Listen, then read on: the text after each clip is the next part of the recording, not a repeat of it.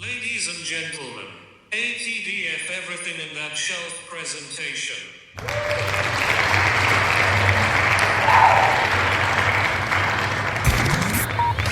You're now rocking with TDF everything. Spoiled Rotten.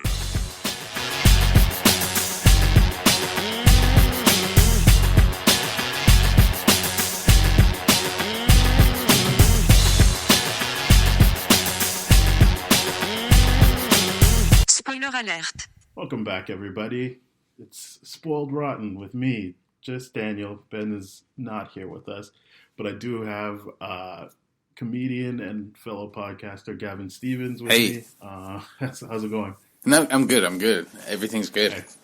Excellent. That sounded suspicious, didn't it? Everything's good. There's no problems at all. No reason to be worried. That's all. No, I didn't. I'm not stabbing this person at all. No. Exactly. Yeah. I'm a big fan of your podcast, which is Master Race Debaters. So I Thank you. Want to have you on this podcast as well. Yeah, I like yours as well. I like Spoiled Rotten. I really enjoy that one too. Oh, thank you very much. Yeah. Basically, why you're here is I kind of have this thing where I feel like I watch movies and I'm like, yeah, that was fun. I enjoyed it.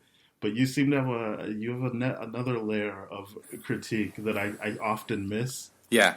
It's often hate, which is weird. Like, I really don't like it. I'm like, that's not critiquing. That's just bitching about a movie. But yeah.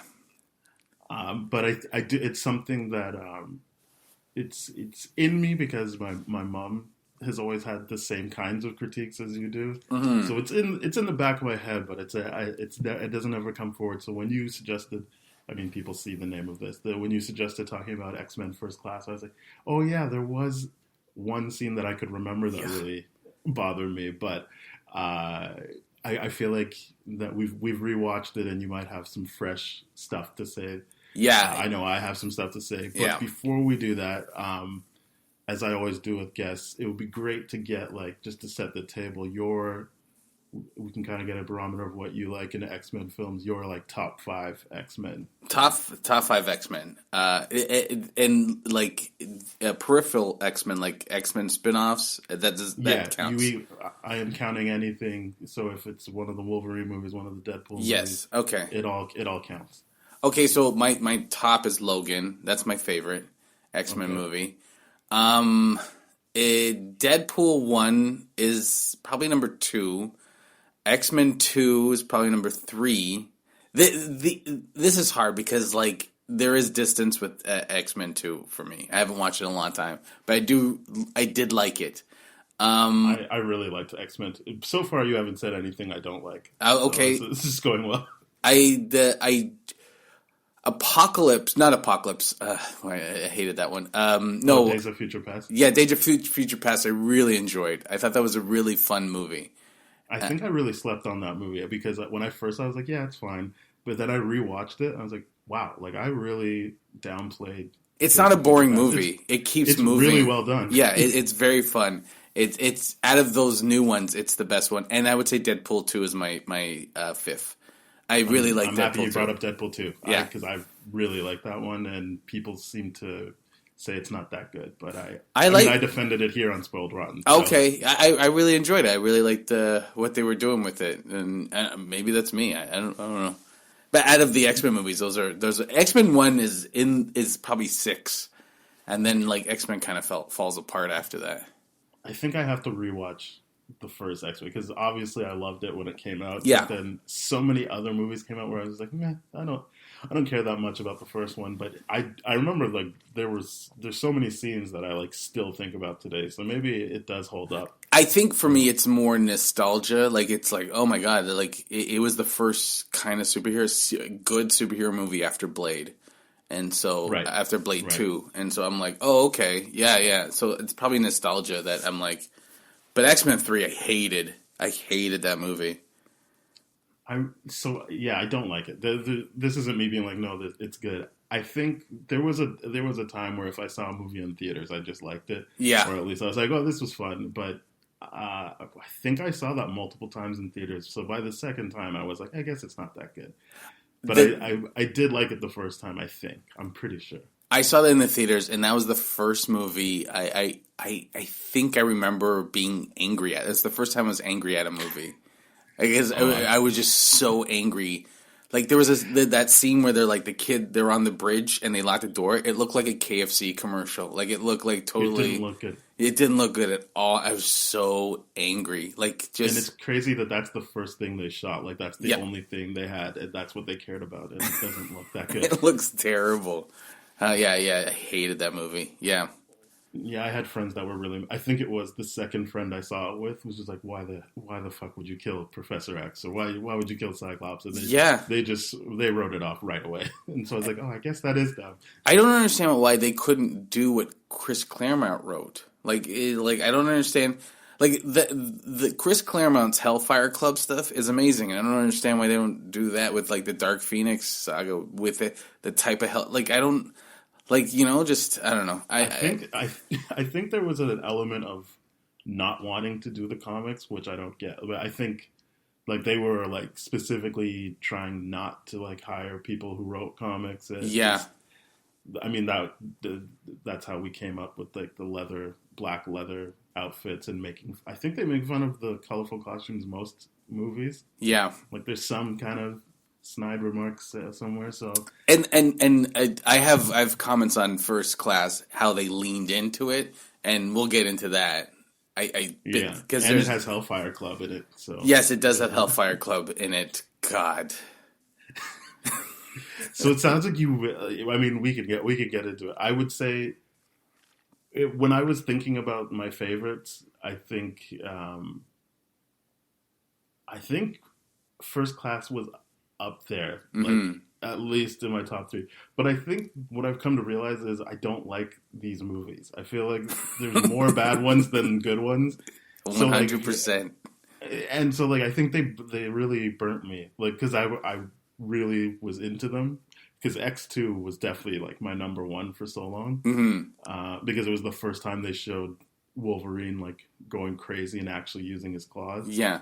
But yes, I remember that. Yeah, where he was stabbing people in the mansion, and you're like, what? Yeah, I was like, wow, they're going for it. And then the third one, I was kind of like, all right, well, whatever. By the second time, anyway. Yeah. Like, all right, never mind. And then First Class happened, and I guess it was like a reset and like a refocus that made me feel like, all right, I'm into it. I like it. Days of Future Past, I've come to realize is a great movie. And then the other, like, X-Men movies, not including Logan and the Deadpool ones, I'm kind of like, meh. Yeah. I don't really care. Yeah, Logan's like a piece of art to me. Like, that's a really good movie. It's very interesting. It's very fun. Like, it's sad. It's a good movie. Yes. Yeah, I really like that. It is. I think I don't remember what I gave it when we rated it on the show. I just remember saying this is a really well made movie. Yeah. I just wish there was things I was like, I wish this happened. I don't think it would have made it a better movie. I think it would have just made me enjoy it more. Like if there was like flashbacks to other X-Men and stuff, but I think for what the movie wanted to accomplish, it did a great job at that. It wasn't a movie that was concerned with like Easter eggs and stuff like that. It was just It was telling a Western, and that was it. It was great. It was a character exploration. The Patrick Stewart and Hugh Jackman stuff was great. So yeah, that was a great take on those characters. Yeah. So I do not have any more complaints. I think when I first saw it, I did, but I've grown to be like, no, it's just a good movie. Yeah. All right, here we go. This is where you ruin First Class for me. I'm sorry. So I think the big thing that we both agreed upon was the awkward way the black people are handled in this movie, or the black characters. There's 2 of them.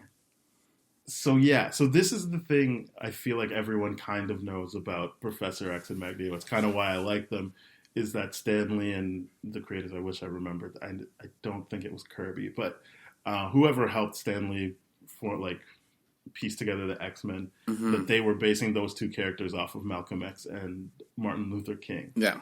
So there's an awkward scene, and I think it's only because it comes from Kevin Bacon. We're not going to go in any kind of order. It's just, we're going to be dissecting this. But I think the crux of it for me was when he was like, hey, like Kevin Bacon's character, Sebastian Shaw, head of the Hellfire Club, is like, hey, like, come to my side. And then Zoe Kravitz goes to his side. And the black guy pretends, I don't remember what his name, Darwin. Darwin pretends to go and then gets killed. So basically they've off the two black characters, which was only weird because I was like, well, I don't believe Kevin Bacon is the Malcolm X, which is kind of his appeal, was like, they'll never respect us. They're going to enslave you, and we got to do this by any means necessary. It's more Magneto that should have had it. So I feel like rewatching it becomes even more clear that Zoe Kravitz definitely needs to go to the bad side after the fact, like after they have their fight on the beach. Yeah. That would make more sense. There's no build up to it. No. They sorry, I didn't mean to interrupt. No. Go for it. They that whole thing is kind of shoehorned in. Like, it's like the whole idea of like the civil rights metaphors, not like that can only be done with I think with Magneto and Professor X. But like, this is the first time we're finding out about mutants, so the whole struggle is like only in their head. It's all a what if. Like, the only reason we go, oh, maybe humans might not like mutants is when those two guards are like teasing them. Remember, they're like, hey, angel girl. Yeah. That's the only thing we see where humans are like, oh, they're not going to like mutants. Which is like, that's X-Men. X-Men is all about how humans don't like the X-Men. Yeah, no, you're right, actually. I didn't even think about that. That, like, there is, because basically every human you meet before that either is trying to prove that mutants exist or doesn't even know or care about mutants. It doesn't, like... So there's no built-up animosity, really, other than the analogs you can use, such as, like, Magneto, obviously, through Nazis and being Jewish, can be like, well, I know what humans are capable of. I'm not human. I don't want to be... Right. He's Kevin Bacon's character is a nationalist. He's like, you know, he's like a white supremacist. He's like, oh, we are amazing and we're the greatest, but he doesn't even know how many are out there. Like, that's the weird thing about it. It's like, oh, well, how do you know? So he wants to destroy the thing doesn't make any sense. Yeah, I guess the movie suffers from wanting to get to the Magneto stuff, but having Sebastian Shaw, who I didn't think was bad as a villain, is just, as you try to like actually think about his motivations, they don't fully make sense. You know that whole scene where Darwin dies. One of the things I couldn't stop laughing was so Magneto shows up. I mean, Kevin Bacon shows up at the Institute or the FBI, wherever it's called, wherever the mutants are being held while Magneto and Thing are off on some wild goose chase.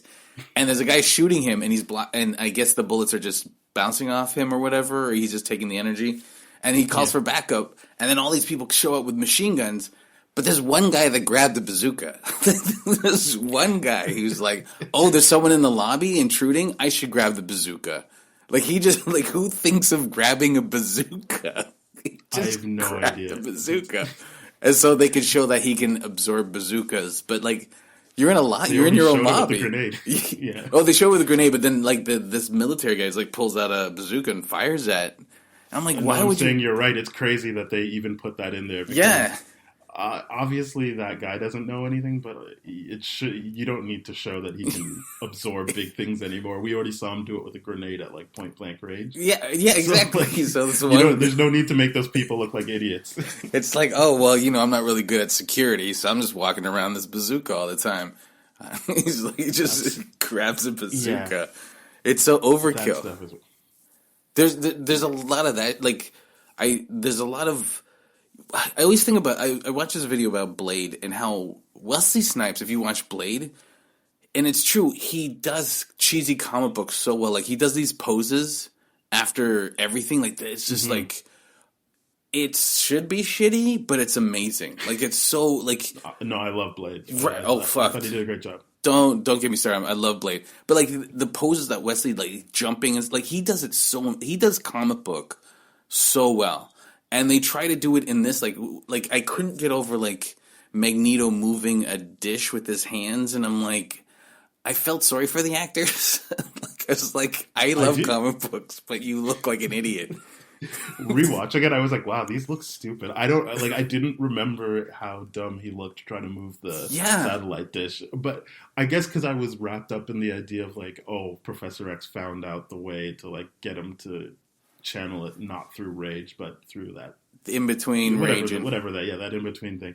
But the act, like, if you took the sound out of that, it looks so silly. It looks dumb. Well, even Professor, like, when, he's using his mind control, he's singing like he's auditioning. He puts his hands to his temple like he's auditioning for, the voice or something, like, and he's just, it's a lot of cliches in this movie that I didn't pick up. It didn't annoy me before. I thought it was good the first time I saw it. Sorry, go ahead. No, go ahead. No, I was gonna say I guess watching it this time, I was looking to see how far they take this, because I feel like the first couple of movies done by Bryan Singer are leaning more towards the X-Men standing in for gay people. Because like, there's even that scene where I think it's Iceman's parents are like, "Well, have you tried not being a mutant?" Yes, which is clearly a gay joke and stuff like that. But like, this movie, I think maybe even by accident, I don't know if they were trying to do this on purpose.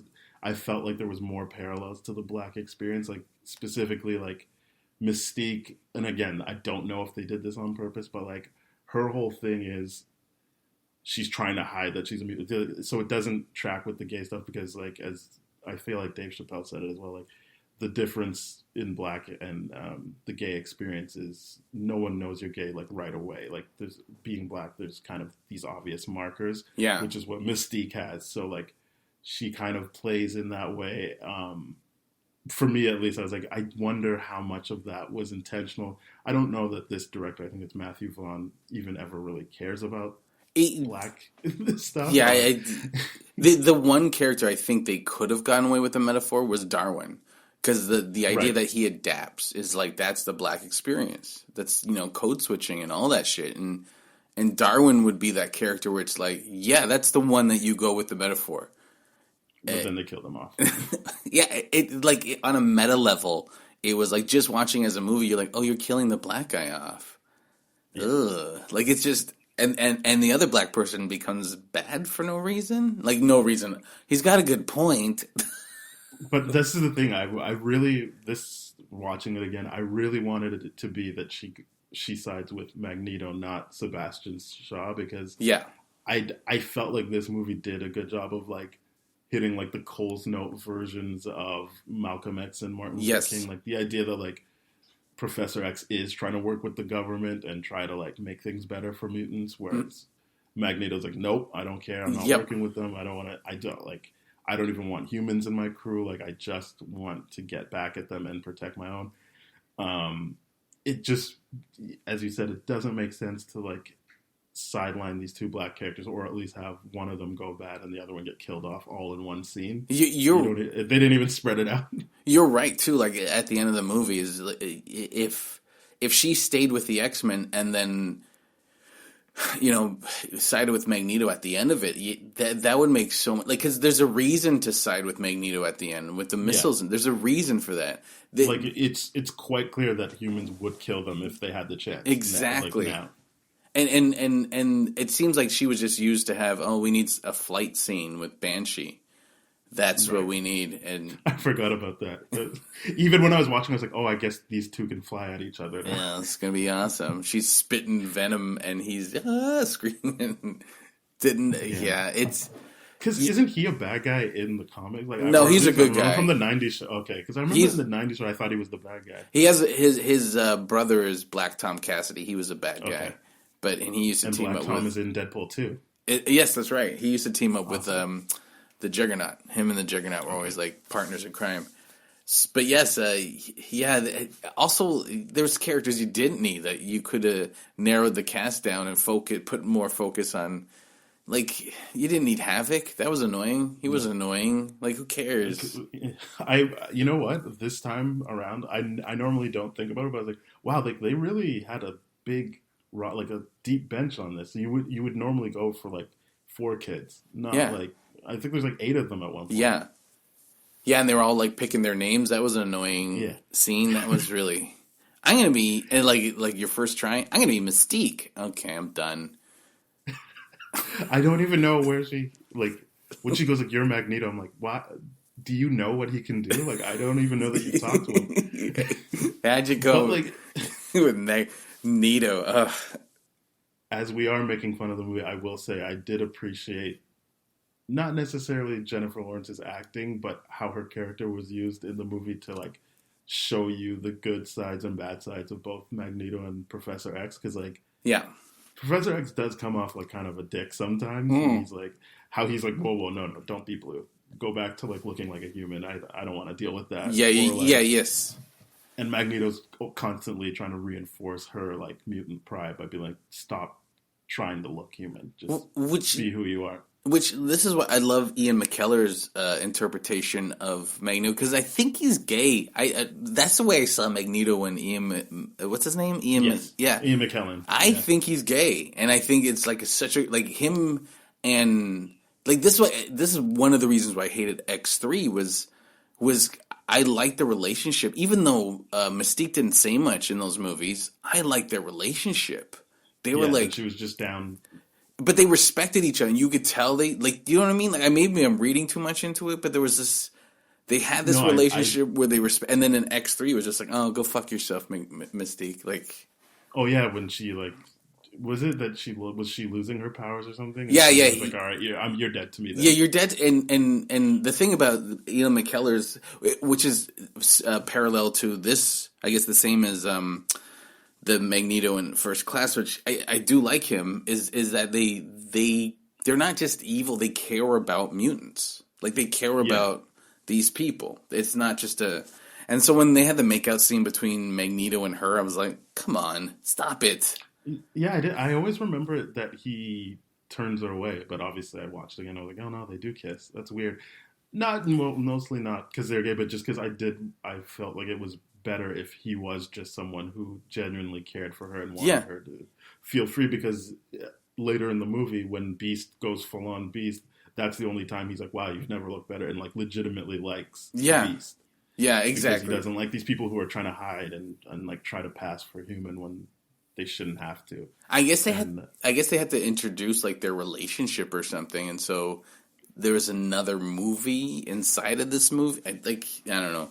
Because I think that's why I don't like these movies. Because like, if it was just X-Men First Class, I could be like, oh, I see how come they're so tight in X-Men 1 and 2, because he's been there for her at, like, when like essentially Professor X abandons her. Yeah, like he was there for her. But then the other movies happen and the timelines change, and it looks like this X-Men movie that's coming out, Dark Phoenix, is going to completely rewrite all of that. Oh, it's changing. So they keep changing the timeline. So what's the point of investing in these movies? Like, why just make different... That's pretty much where I'm at. I'm just like, I'm going to watch them, but I'm not as excited as I would have been. Well, it's their last kick at the can for Fox, right? Like, they're done after this. Yeah. You know what to compare Angel, right? That was her name. When she turned bad, and then I think about Pyro, who was like such a minor character. I guess the same level character as Angel. Pyro in the first 2 X-Men movies. It took 2 movies for Pyro to turn bad. Was it 2 movies? No, it was 1 movie. Yeah, it was.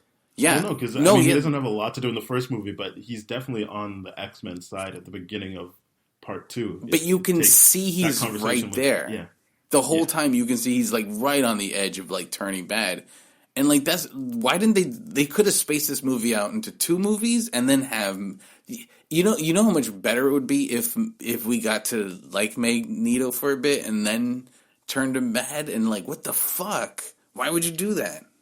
I think because just I like to read up on how these movies are being made, and I think at one point the idea was they did Wolverine Origins, and this movie was written as Magneto Origins. And then I think they got cold feet and they're like, fuck it, no, just make it an X-Men movie. So you can see there's moments where it's quite clearly a Magneto movie, but then you could also argue, as I said, like they kind of weave Mystique into this and basically it becomes a full-on X-Men movie. Yeah. So as you said, there are multiple movies mixed in here. Or they could have went like, the Marvel route and done a Magneto movie and a Mystique movie, and it would have been more interesting. But I agree. Yeah, this movie was just.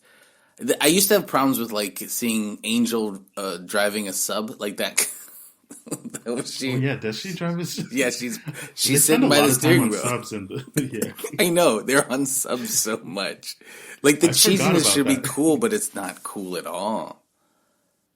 I also thought like it was weird that he has that one henchman that just doesn't talk. He just makes tornadoes. Yeah. And I was like, what? Can he say something? He just walks around. It's like, you can make tornadoes, dude. You can control the weather. You could do so much more than this in your life. You chose this. This is why you're going to be a henchman. You know what, Mom? I think I'm going to be a henchman when I grow up. All right, tornado guy. Yeah, I mean, I'm trying to think of other characters, because the big thing that I came away with when I was watching this for the podcast was, I guess it's not as fun as I remember. It really loses steam after a while. And I guess it's that first bit that you were talking about. Like, it's really the Magneto stuff that won me over. Like, I love when he goes to, like, Argentina to, like, get the Nazis. Yes. I even love when he goes, is it Switzerland or is it France that he, like, to find out where the Nazis went? It was France, yeah. In the bank. Yeah, like, all of that stuff really made me be like, I guess the goodwill of that stuff carried me through, because up until this point the only scene I didn't like really was when they kill off the black guy and make Angel become a villain, and now I was just met with a whole bunch of roadblocks. So, January Jones is terrible. I don't know how that woman has an acting career. That was. Well, I mean, it seems like it's done now that Mad Men's done. Okay, good, because she hasn't really done anything. I don't know if you can turn into a diamond. How does a bedpost crush you? I see. I see what you're saying. Diamond's like the hardest thing. Well, how would they be able to crush it? With a brass bed? I thought that was speaking to how strong Magneto was, as opposed to what he was using was. Okay, maybe. Okay, you know what? That's nitpicking. I am nitpicking now. But her acting is like, she was supposed to be this thing, like, I guess, like, sexy, but, like, manipulative and a whole bunch of, and it was just like, I don't buy any of this. She can't, it's hard because she's manipulated throughout the whole movie, so it's just like, I get that she is supposed to be manipulative, but, like, she so easily gets manipulated in multiple scenes that you're like, oh, all right, sucks.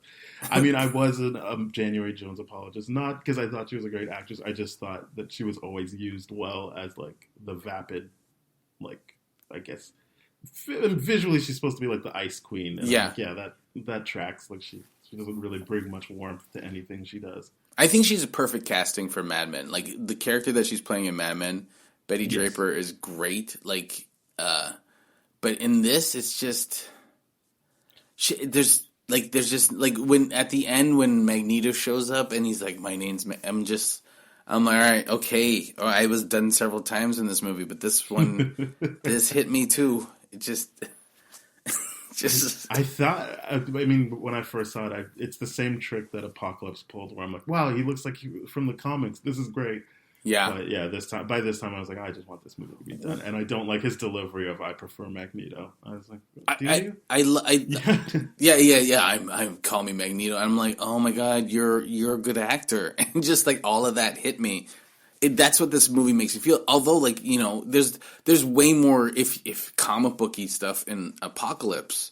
Not Apocalypse. Days of Future Past. Yeah. Like, it's so comic booky, and I don't feel like that. I don't find myself going, oh, these poor actors. And this, I'm like, oh, because maybe it's the '60s era stuff, but even that was done in the '60s too. You just see everything. You see, like, everything it's so cliched and so, I don't know.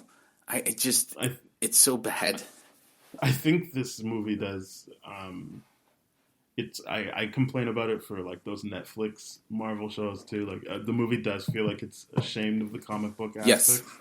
Like, it does feel like it's trying to hide them, and I think that's probably why most people like Days of Future Past the best out of the, like, new, like, I guess the Jennifer Lawrence movies, because it fully embraces the all the comic book stuff, and then by the time you get back to Apocalypse, it looks like they're afraid again because they don't really do it other than that last shot that I love where they actually have the costumes from the comics. Yes, yeah. Like is it different directors or did Bryan Singer take over? He's done, I think, every movie with like the X-Men team. Mm-hmm. So not the Logans or Deadpools. He's done all of them except for First Class. Oh, okay. Or sorry, no, he didn't do Last Stand. So he took 2 movies off.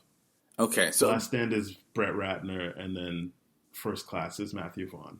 Yeah, out of the 3, you're right. Days of Future Past is just, it's a really good movie. It's a fun movie. Like that Quicksilver scene is amazing. That's a fun, like that's what I like about Legion is the way they interpret mutant powers is like, it doesn't feel like superheroes. They feel like kind of a weird, like, do you know what I mean? Like there's more weirdness to it. Yeah. There's no like corniness to it. Yeah. It's kind of like you're going out, it's an experience, like, and you're with them, because I do need to watch all of season 2 of Legion. I watched season 1 in the first episode, and then there were so many things on that I lost track, but I've got them all lined up and ready to go. I just have to actually sit down and watch them. Well, Legion, this is what I was hoping New Mutants would be like, is like a horror movie where it's like, yeah, that would make sense with mutant powers, and like in real life, that would be like you're dealing with people with these, you know, they can do stuff that they can't control yet. This is what I like about Legion is like it's such a good show. I love that show. It's so weird. It's so different. Yeah. It's definitely one I have to really pay attention to. Oh, yeah. I really like the first season, and then I think there was a moment in season 2 where I was watching. I was like, you know what? I really have to pay attention. Like I keep rewinding so I can be like, no, I got to watch this scene. And so I think that's what made me be like, all right, I got to watch some other shows. Yeah, you have to really concentrate. It's because it's so, But that's what I think. Like, I think with that character, it's perfect. I don't know how you would do the X-Men. I guess what you're doing with Days of Future Past, and Loken was a great interpretation of mutants. But then this First Class it's too cliched. It's just too, everything's just so like, it's paint by numbers. It's so boring for something that, yeah.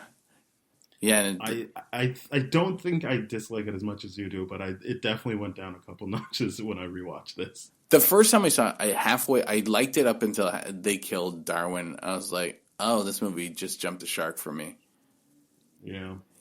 I really want to know like what the thinking was, especially since, as we said, they had such a like huge bench. Why they decided to kill her? I think it's just basic shitty Hollywood script writing. It's not even thinking. I think it's just this. We need to motivate the team, so we'll kill off the heart. Darwin as best, yeah.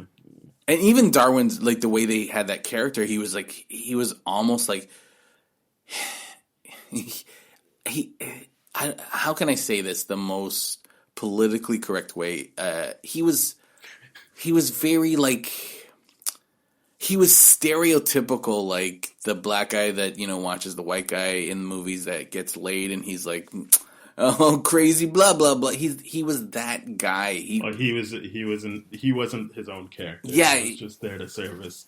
Yeah, the only thing that I thought, I don't know if it got cut or like, I noticed it probably like the 4th time I watched it. I definitely noticed it this time. It seemed like some kind of relationship was forming with him and Havoc. Yes. And I didn't know if that was like just stuff they didn't cut around properly, or if they did have some kind of, because like Havoc's the person that he kind of like almost telepathic. I know that it's weird to say that with mutants, but like they were like on the same page somehow when they were doing that. Yeah. Well, the attempt to screw over Kevin Bacon, but also the way they were interacting when they were playing like pinball together. I was like, yeah.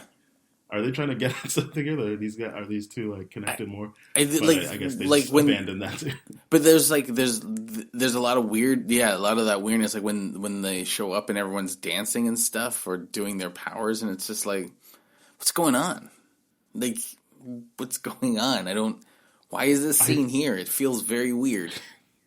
I especially didn't get it because it ends up in Professor X and Magneto being embarrassed by them. I was like, what? I didn't even know what's embarrassing about what's happening. Like, you've got them in a room. Did you think they were just going to be sitting there doing nothing? Like, he's like, I expected more of you. I'm like, well, I don't know what they did. Like, I am confused by the scene. Why are you guys having fun for behaviors? You disappoint me. It's like, what? Like, yeah. It's a weird scene. You've added another thing I find not great about this. Pardon? You just added another element of not great. I'm sure. I didn't even think about that. Yeah, I'm sure there's more. That whole scene is just terrible. That whole scene could have been done amazing, but it was just done terrible. Like, there's no threat. The only thing that was kind of cool was like Azazel dropping the guards from the thing. That was kind of that's cool. A great. Well, I mean, anytime they do it, like with Nightcrawler at the beginning of X2, and stuff, like that power is just really good cinematically. Like, it's great to look at. Just like Quicksilver, they've made Quicksilver like amazing to look at on screen.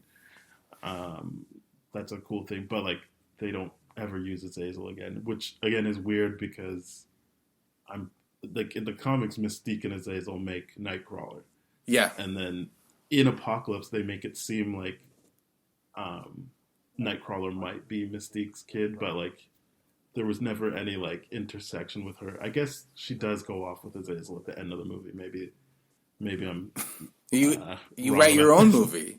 You have to create your own little fan fiction. Yeah, I guess so. That's right. You just and then they had the baby, and then that's how everything came together.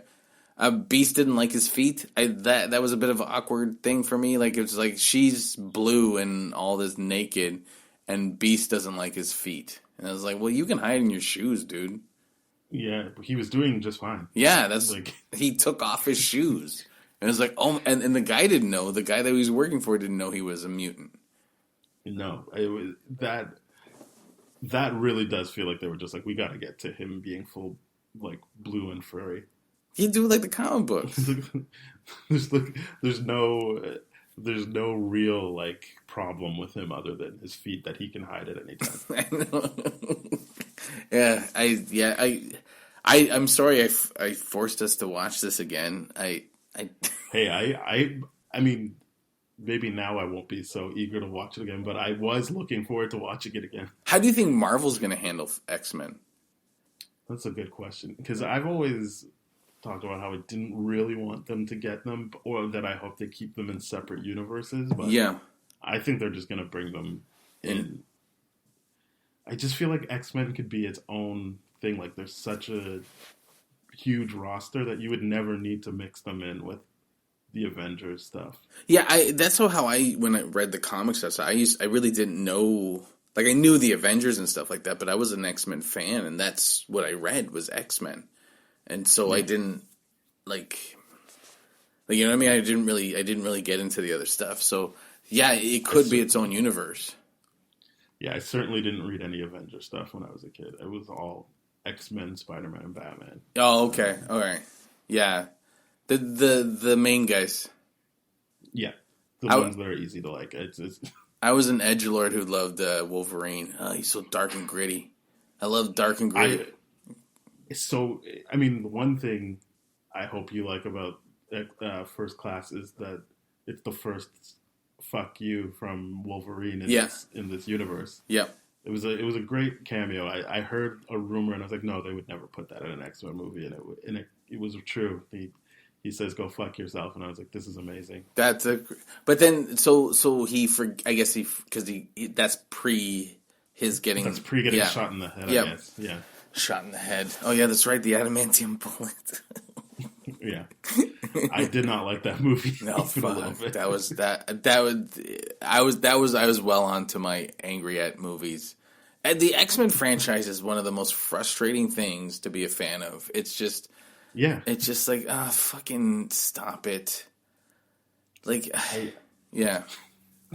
I will say this though. I think the moment that I was like, I really like Hugh Jackman as Wolverine was in The Last Stand. There's this scene where he's like running through the forest and they're basically throwing everything they've got at him and he keeps going. I'm like, You know what? Like, he isn't like how I remember him from the cartoons or the comics, but he's doing a good job of like bringing that aspect of Wolverine to life, the like unstoppable force thing. There was stuff in the Wolverine that first standalone movie that I enjoyed. Like scenes in it, like when they shot all those arrows. They did this scene where they shot all the arrows in his back, right? And he's walking down.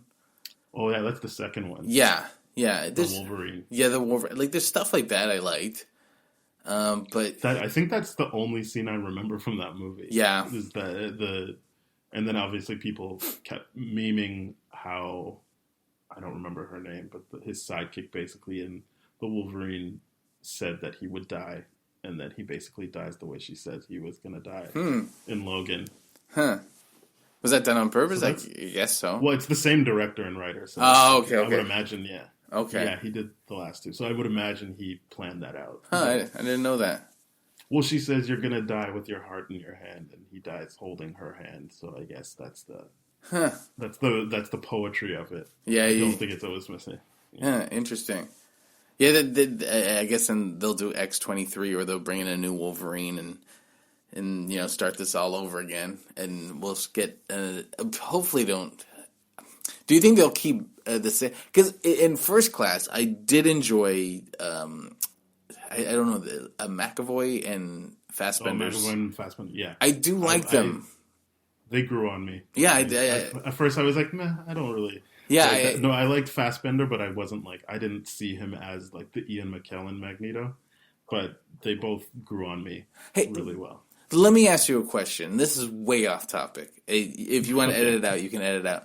But Split compared to Crazy Jane, who's doing some great acting? I mean, I guess they both are, but who do you like better?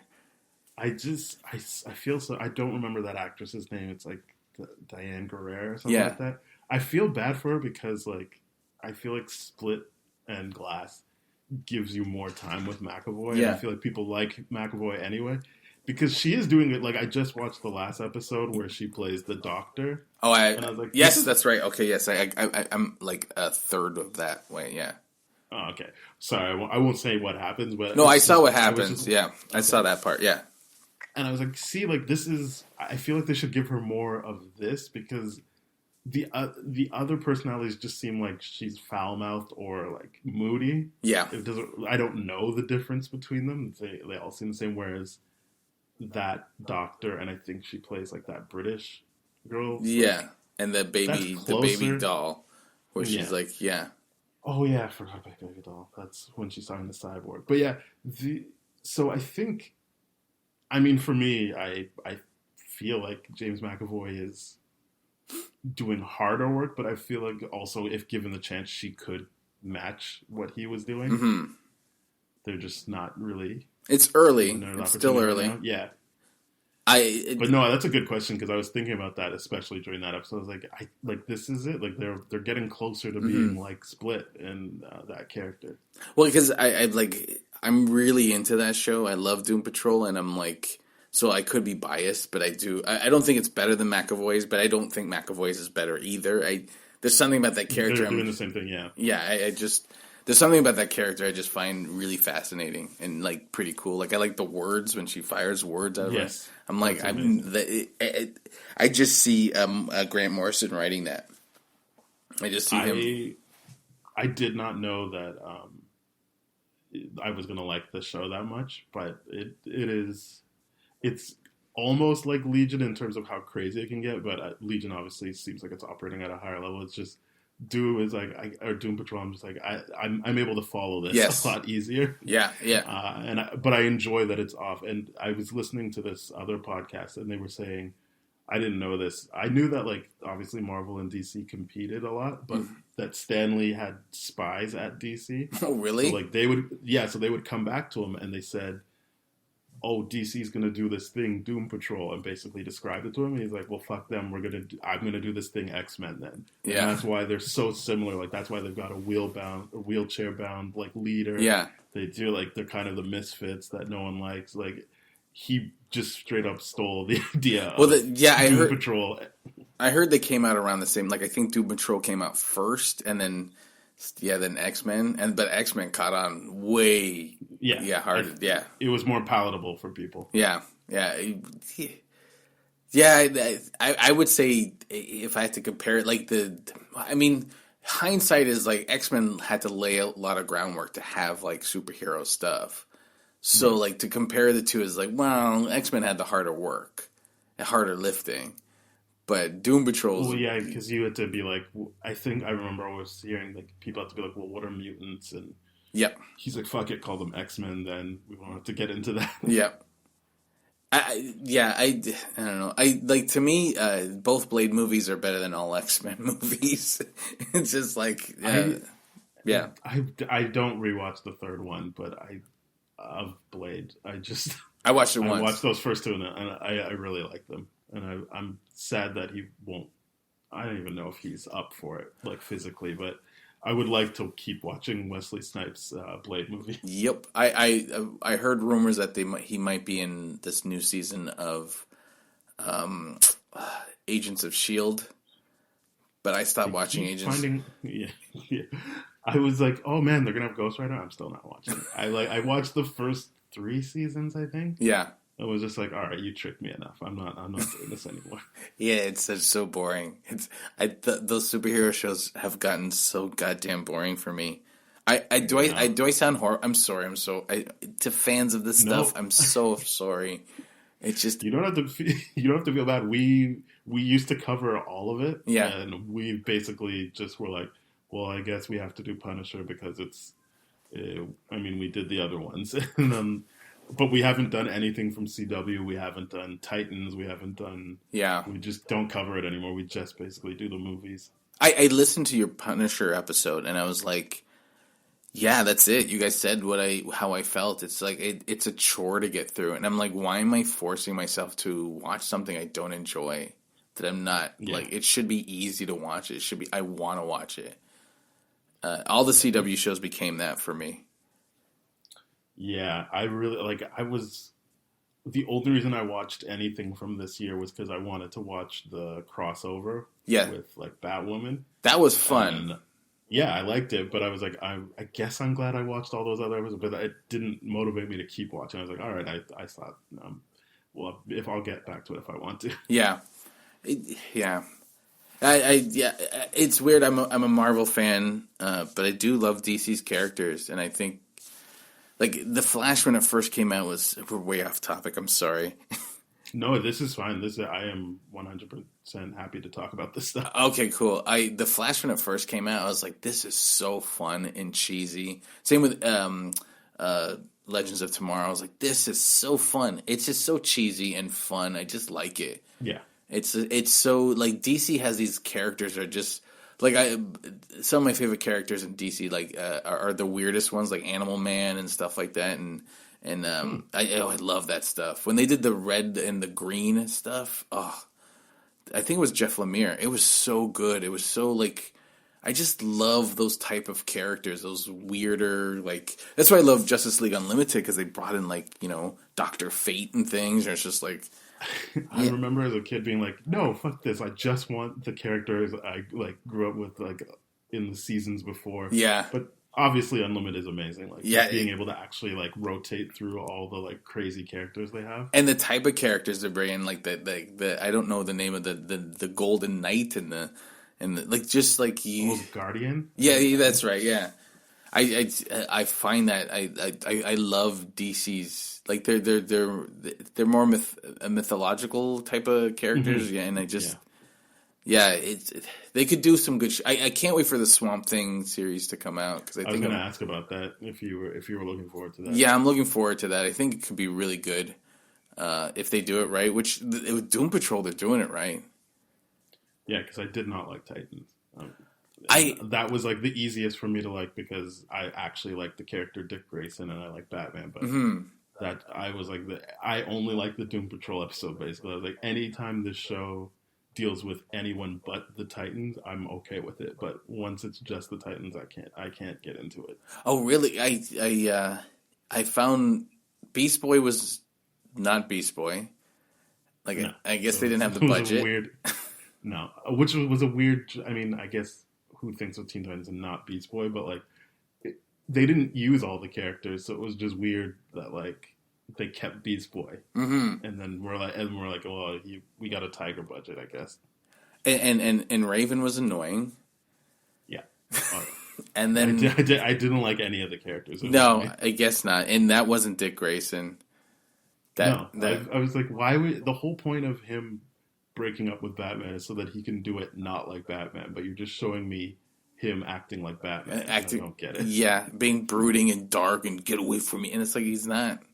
He's actually fun.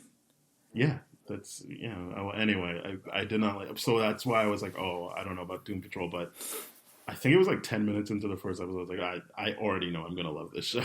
And it's the same people who did Titans, like the same directors and writers, right? It's the same people who do the CW stuff. What the fuck?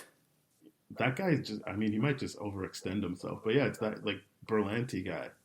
And like if you look at the credits, it's like all the same people, so all the same executive producers, all the same writers, and like they're doing that stuff. They're doing Riverdale. They're doing Sabrina the Teenage Witch. Wow! How do they have time to do all of this stuff? It would be one thing if it was like, oh, just one name here and there, but like for the most part, they're all the same name. Like all 5 names go across all of those properties at some point. Holy shit! Like it's got an empire going. Yeah, he's got it. So Doom is going to be good for like the first 2 seasons and then just die off. And it's going to run its course. But I guess they're sticking. I getting back to X-Men. I think the problem with those movies is that I think Marvel has, because this is way before Marvel stuff started hitting, right? I'm not sure about the years. This is like, well, I mean, First Class is still after Iron Man, but like they haven't really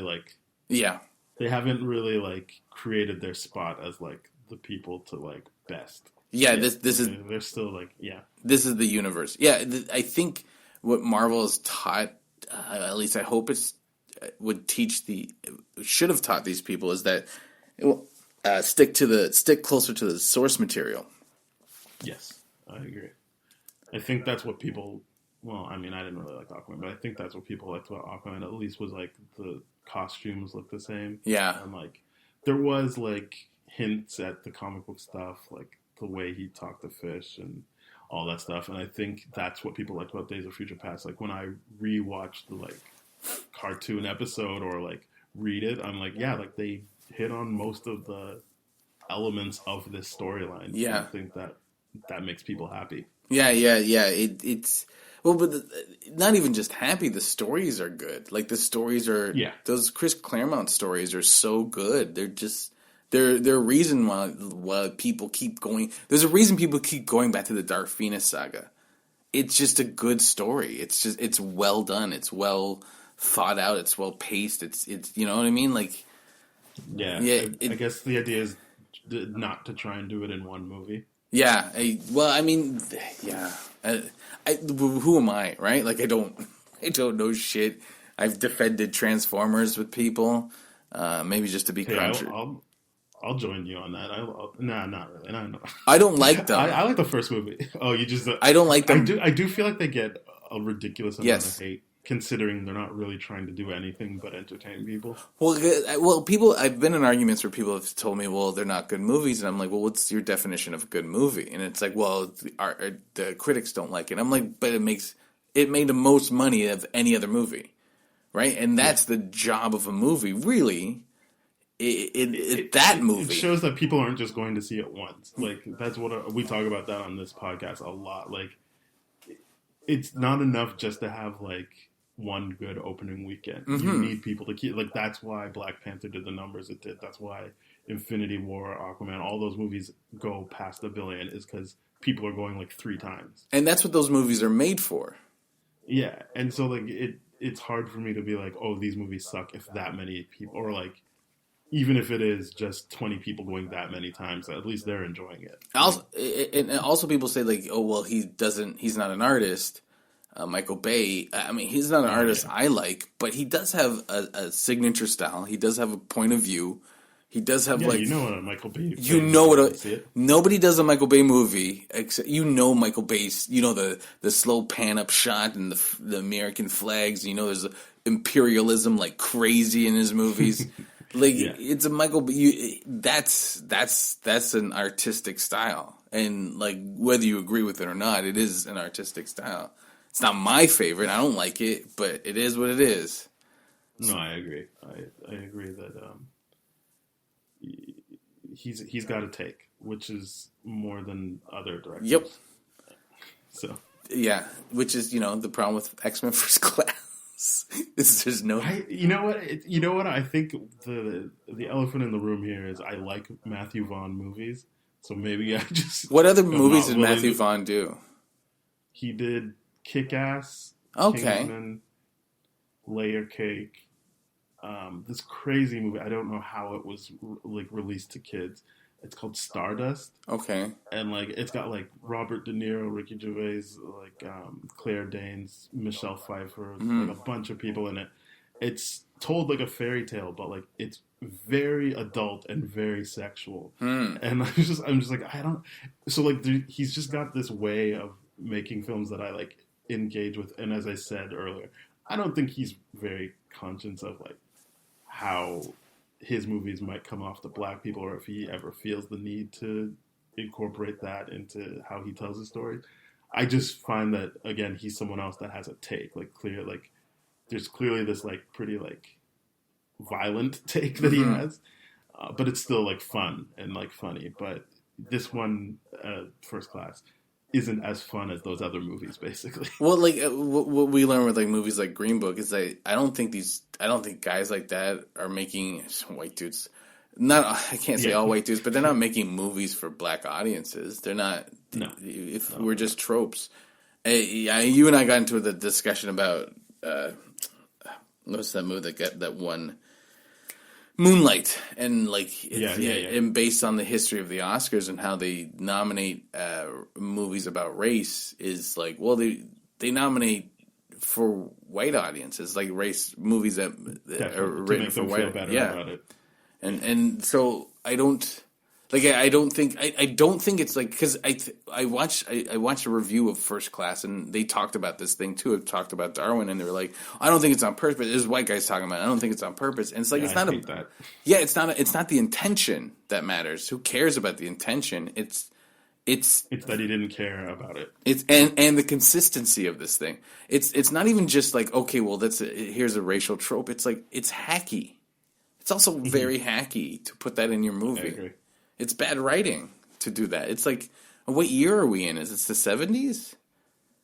Yeah, no, it admittedly was always a roadblock for me. I never glossed over it, even when I did think it was a great movie. I was always like, but it's got this one scene in it. Yeah. But I think, it's one of those things where I think now that I've looked at it again, I might not defend it as much as I used to. Well, you defended Glass, and I haven't seen it, but I agree. You guys talked about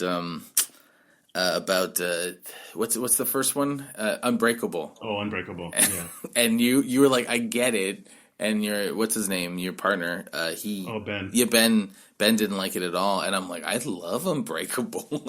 I think I'm. It's crazy that Ben doesn't like Unbreakable, because I really did think I was the only person who didn't like it. I've never met anyone else who was like, I don't like Unbreakable. I think it's my generation. I'm 44, so I came up in a time where it's that pace, I think, was kind of normal too in movies. It was like you guys were talking about the slower pace of it. I think it's kind of normal, and you guys. What ruined it for me was that someone told me that he was, beyond a shadow of a doubt, a superhero. Yeah. So a lot of it was me being like, all right, let's get to it then. I don't like waiting around. Whereas in Glass, I understood why they tried to seed that doubt again. So I wasn't as upset. Mm-hmm. But I think, I don't know. I did rewatch. No, I haven't rewatched Unbreakable since we talked about it on the podcast. But I just feel like it's not for me. I think in general, M. Night Shyamalan's not for me. it's weird that he like made those two movies back to back that I actually liked, Glass and Split. Yeah, he doesn't have a lot of great movies. Although I do want to go back to Sixth Sense.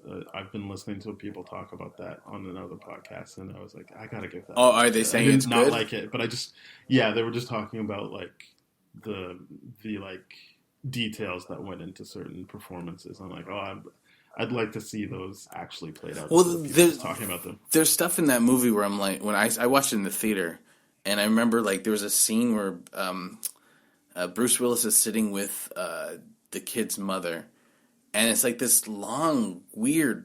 I'm like, this is weird because they were sitting there for a long time, and it was like when you find the reveal, like when they, no spoilers, sorry.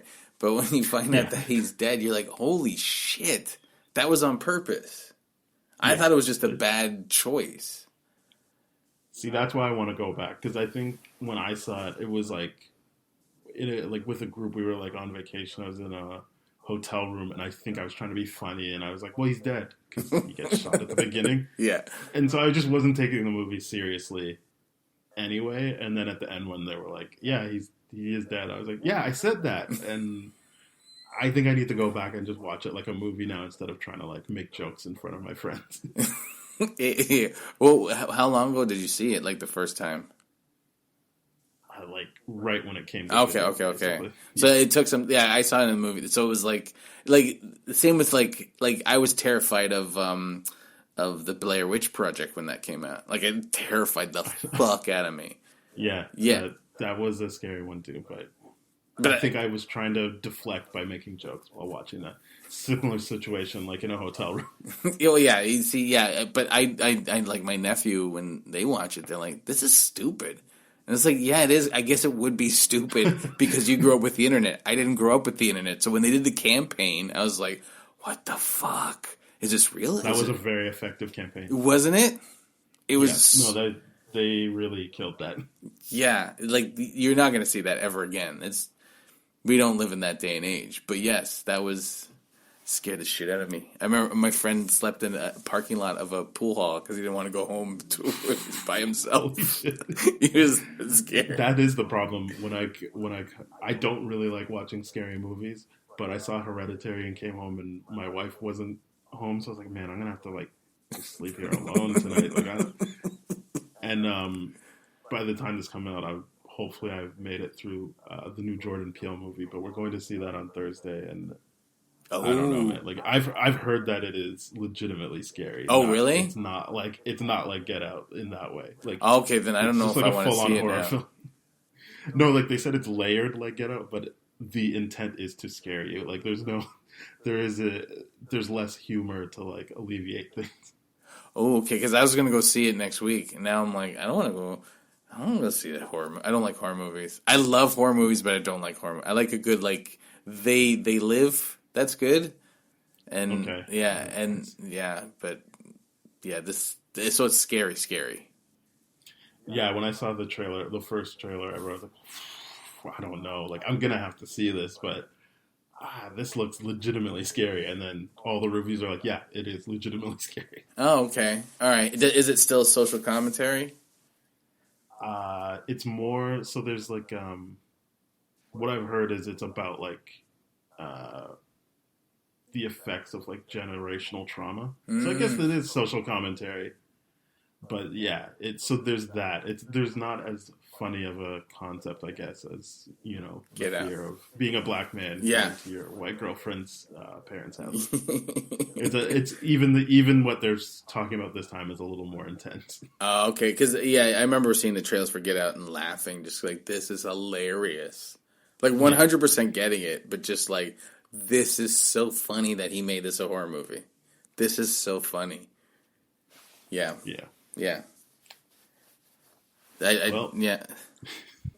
I think we did it. Unless you have more. No. I'm following you. This is your podcast. I don't know if I'm sorry if I went off on tangents and stuff. This is reminding me of how I used to do podcasts. I really love going off on tangents. And it's not a problem to me. Yeah. Okay. Cool. I just like having a good conversation. Yeah, just having a good conversation. But I will say that we should wrap up now. So if you have anything you want to like plug or anything like that, where can people find you on social media? Well, my podcast at masterracedebaters.com. It's on iTunes and I think it's on Stitcher. Yeah, it is.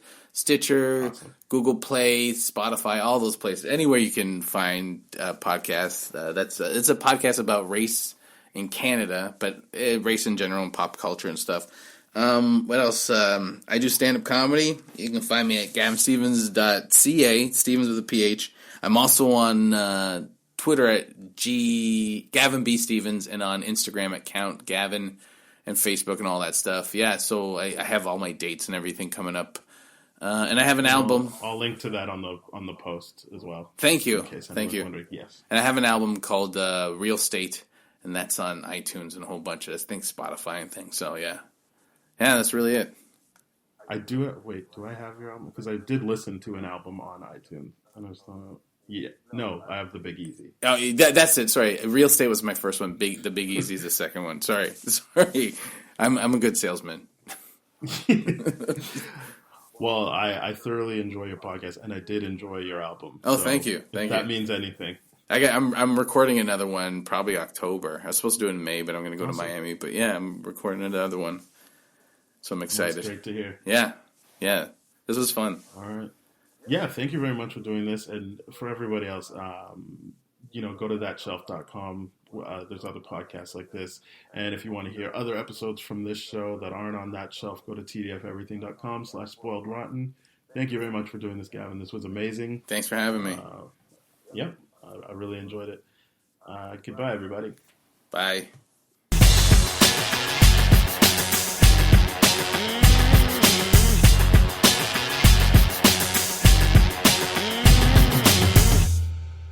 This has been a TDF Everything production, brah.